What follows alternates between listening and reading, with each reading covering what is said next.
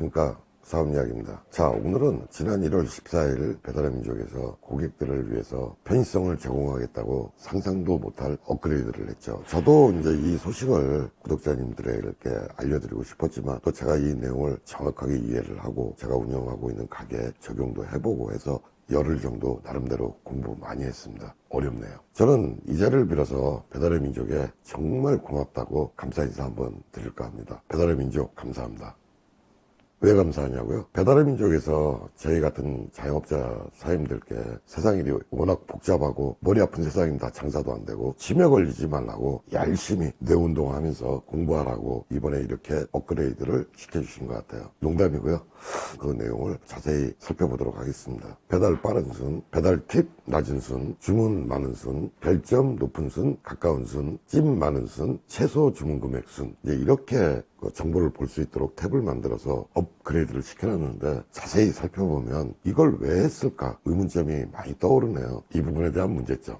두 번째로 이 부분을 활용해서 장사에 조금이라도 더 도움이 될 수 있는 그런 방안들을 알려드려 볼까 합니다. 배달 빠른 순, 사실 배달하는 사장님들한테 가장 요구해서는 안 될 게 배달 빠른 순이라고 생각을 합니다. 요즘은 이제 거의 대부분의 사장님들이 배달 대행을 이용하고 있습니다. 뭐 배달을 빠르게 가달라 저희 마음대로 할 수 없는 부분이 많죠. 또 기사님들한테 빨리 좀 해주면 안 되냐 그러면 기사님들이 물건 가지러도 오지도 않습니다. 굉장히 좀 애매한 부분이에요. 극소수의 사장님들은 대행을 이용하면서 본인들이 직접 배달을 하시기도 하고 직접 모든 물량을 다 배달하시기도 하는데 이 탭에서 상위로 올라가기 위해서 배달을 좀 막 서두르게 되겠죠. 사고 위험은 당연히 높아지게 돼 있고요. 자, 이런 경우 이 책임은 누가 질 건가요?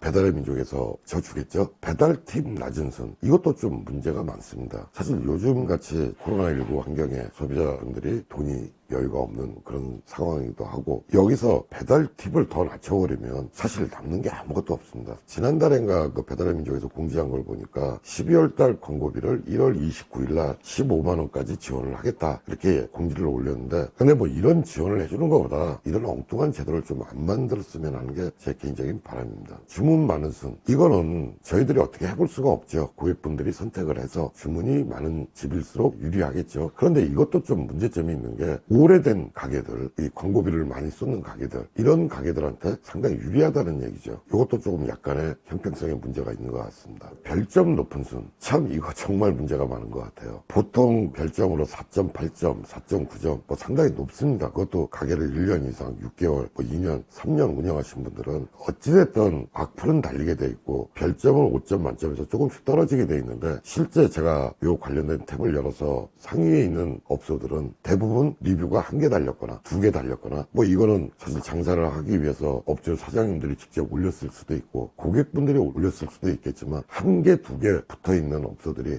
전부 다 상위에 있습니다. 그러면 몇 년씩 운영하면서 한 4.9점 이렇게 평점을 받으신 업체들은 저 하위에 있다는 얘기예요. 이것도 뭔가 문제가 있는 것 같죠. 가까운 순, 아마 오늘 얘기에 최고 하이라이트가 되지 않을까 생각을 합니다.